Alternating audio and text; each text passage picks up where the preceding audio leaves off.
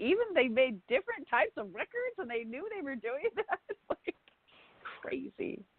Yes, but so that raises another question.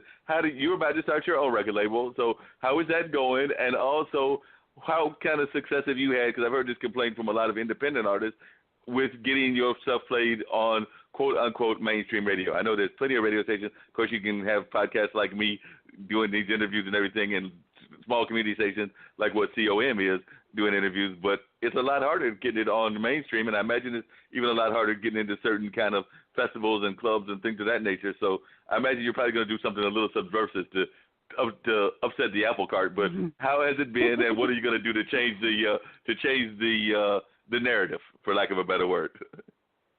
Well, I think really, if you talk to most people that I know think that mainstream music right now is pretty much, I don't want to use a four-letter word, but I don't think crap is the four-letter word. I was allowed to say that when I was little anyway. But, I mean, I think there's a lot of low-quality stuff out there. I think it's very formulaic.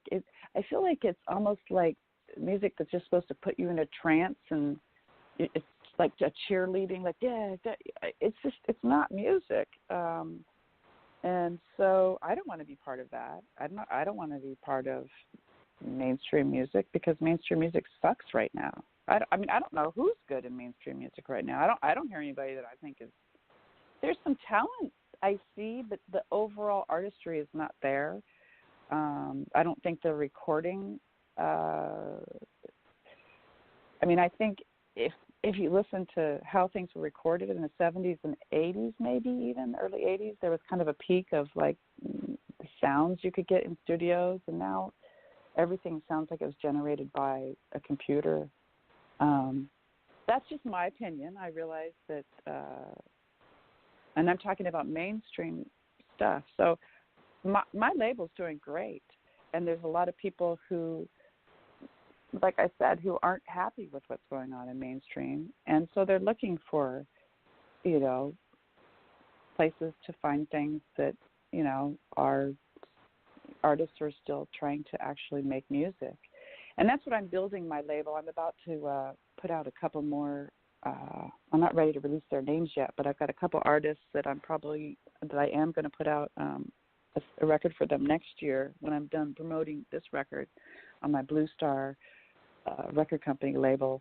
And this label is just going to be devoted to it. The songs have to be good. The songwriting has to be solid. And I want to make sure that the records are recorded properly and in the right way and mastered. Like people put out records now that aren't even mastered. And I don't know if you know what that means, but that means that if the finishing touches aren't there, and sometimes if you try to play it on your stereo, it could blow out your speakers because it hasn't been, the low end might not have been compressed. That's mastering is the end product of the recording, the whole recording journey. And of course, I think there's apps now you can get on your phone to master, quote master, whatever you record on your phone. Now, the guy I use for mastering, it takes him 3-4 days. I sit there with him and we go through every song, and there's a lot involved just in mastering, but that's part of making a musical product that's high quality. You can, I don't know, maybe I'm a dinosaur, but I just think that there's a right way and a not right way to do things. And I think if you're going to do it, you should do it as to the best of your ability, the way that's going to bring the most fidelity, the way that's going to touch people the most, that's going to, have the most impact artistically, instead of just trying to do things fast and quick and who cares? No one's going to notice. I think that's the idea everyone has. Like, no one cares anyway. Yeah, you're right. We got 10 more minutes, but that's the attitude that a lot of people have and everything. So if somebody was interested in recording for your label, what kind of musicians are you looking for? Are you going to be primarily doing established musicians, if you don't want to name any names, or are you going to be looking for some developed musicians? And what kind of sounds would you be looking for if somebody was listening to us and were like, I like what Kim was talking about. I like her attitude. I want to get on her label. Well, I mean, I would definitely any type of American music, blues, country, anything like that. But I'm looking for serious artists. I'm not looking for and yeah, younger artists are great because you have a longer period to grow them and to make more records for them. I'm looking. My eyes are open to a lot of different possibilities. But I just want to, as I move forward in my career, support people who are serious about making music from an artistic standpoint to touch other people. So I mean, I would do gospel, I would do blues, anything, as long as it's like real music that's thought out. I don't know. Like I just have to hear it, Right, definitely. Now, if you were to give some thoughts or was able to communicate with the powers that be in the world or just the society in general, this is kind of the way we close out the show generally a lot of times. But if you were able to just give your 2 cents worth to the world, either to the general world or to those people in power, what kind of thoughts would you share with them? There would be Kim Lenz thoughts as to what we could do to make this world a better place.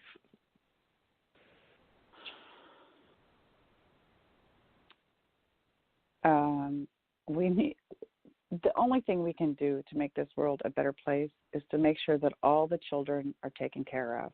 All the children that are being born today and all the little children that are here right now, they're being fed, they're being educated, they're being loved, they're not being abused, because this is the only way we can change our culture, is for these children to not be abused and to be taken care of and to be respected and to be loved. And then the future will be wonderful. That's the only thing we can do, because the people that are already messed up, it's really hard to unmess them. But these little perfect creatures that come into our world, we need to value that and grow that. That was my opinion. No, I totally agree with you, and that's actually why I sometimes support some of our younger activists and everything. And when I say young activists, I'm thinking about people that are even in their 20s and 30s. Yeah, they may make some thoughts and some attitudes that we don't necessarily agree with, but I'm just glad that they're out there at least making some noise, because too often I think that some of our young folks are not paid attention to. So I'm so glad that folks like AOC and Ileana are out there making plenty of noise and are making people a little bit uncomfortable. Too. Make more we definitely noise. need more noise. Oh, I think we need a lot more noise. Might even need some noise from some of those folks out of the West Coast, because, well, y'all don't know, the West Coast is a general history has always had a tendency to make noise, but then y'all have it's the only part of the world I know that can give us both Ronald Reagan and Jerry Brown. Talk about two opposite ends of the spectrum. We got it all out here. Yeah, we do. I don't know. I love California as a state, but we have our problems too. We have to keep getting better. We're trying.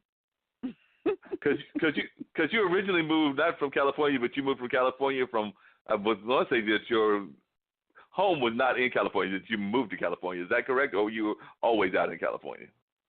Well, I grew up in San Diego, and then I lived for about 9 years when I was finishing college and started my music career in Dallas. Right. So a lot of people think I'm from Dallas, but then when I had my child, I moved back to Southern California. I think you have that homing beacon that goes off when you have a child for whatever reason. Yeah, in Dallas, I'm sure Dallas has had a very fascinating music community, because I know Austin does, and I'm thinking Dallas can't be that far from Austin, so it probably had an interesting music community while you were there as well. Because I know when they talk about independent rock community, they would put North Carolina in the Triangle, which is where I live at, in there with Austin and Seattle and some other places like that as being kind of the beacons of that indie rock scene that was out there, I want to say in maybe the late 90s, early 2000s. Yeah, totally. But, Dallas is kind of its own place. Austin has really been more of the music mecca, but for me, it was a great place to start being a musician, because there were fewer musicians there, less competition for just to get a gig. I think sometimes it's better for musicians to try to start a music community in a place that doesn't have one because, it's like supply and demand. I'm thinking about, I want to move to San Diego, actually, truthfully.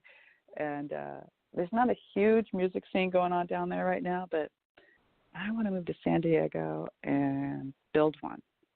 But I like building things. I like growing things. That's just part of my artistic journey. Is growing these things, so we might see the Kim Lenz empire coming out of San Diego versus coming out of LA. Never know.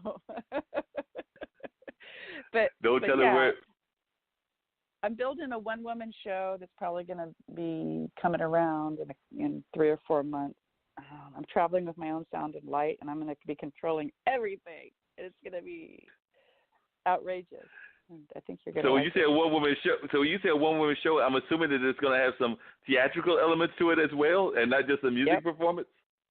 It's going to be theatrical. It's going to be, it's going to be crazy. I've been woodshedding, working every day, building kind of a skeleton. I'm going to be running sound. I'm going to be running a few tracks from my record. I'm going to be playing guitar and singing on about 3 different mics for different things, and maybe playing a little steel guitar, stomping. I got a stomp board I'm building, and I'm going to have lights that are programmed for my songs. I want to be able to do it all myself. I don't know. It feels like I want to prove that I can. So this is going to be a one-woman show. There's going to be no band with you other than you. Just me. I'll probably bring a couple people with me because I'll need someone to help me, set up all this stuff every day and sell some merch, hopefully. But I'm coming at you. Watch out. This sounds like this is going to be a fascinating show. So we're going to have to get you back on when the show comes closer. But you're thinking sometime in the spring or the fall time, spring or summer of 2020? I'm thinking toward the end of this year. Okay. I'm only 2 or 3 songs into rehearsing what I'm doing, and still working out some bugs on how to do it because it's going to be a lot of things going on at once. So as soon as I get about halfway through, then I'm going to start booking it. Okay. So we're definitely going to have to find here. After it gets booked, we're going to have to find a way to bring it to North Carolina. Dean, you think you and your wife will be ready to bring it to New Jersey, New York? That's quite possible. Yeah. So we'll have to see about them. Because he's based in New Jersey, but his wife has got an event planning company that is working with 2 of her friends called 3 Harlem Sisters. So they opened not that long ago. What was that, about 3 months ago, Dean? Yeah, about 3 months ago. Yeah, so they're getting their business off the ground out there in New York. They knew each other for many years and have now formed a cooperative business together. So, and they have different elements. One is a regular cook, one is more of a confectionery cook, and then Dean's wife is more into the event planning. Is that a fair description, Dean? It is. Cool. I think you got it all Dean, yeah, they got it all covered, and then Dean can help with some of the marketing and other stuff as well. But we're getting ready to wind down this show. It's been great having you, Kim. As always, I enjoyed the conversation last time, and I've enjoyed this one as well. And this one you can actually catch online, unlike the other one, which I don't always record at COM, but this is available on, we'll actually re-air it on, what is that show that we're on, Dean? Skyhawk Radio. And then, of course, right, and that'll be tomorrow afternoon, and then we're also on TuneIn, Spreaker, and various other platforms. So if you just type up Straight Talk with Dean and Mark, you'll see that you came in at about the 40-minute mark, and then we just had conversation for about an hour and 20 minutes, and it was very lively conversation, and we'll have to get you back on. Next week, I've got a fellow podcaster on, as well as maybe a couple of the other guests as well, so that should be a good conversation. Then we'll have a couple of weeks off because Dean's got a business meeting, and then there's Memorial Day. But all of June and July, we're already booking stuff, so looking forward to that. So if you have any parting thoughts, thank you. Always fun to talk to you, Kim. And do you got any parting thoughts, Dean? Everybody have an outstanding week, and we appreciate y'all for listening. Definitely. So we enjoyed having both of you on.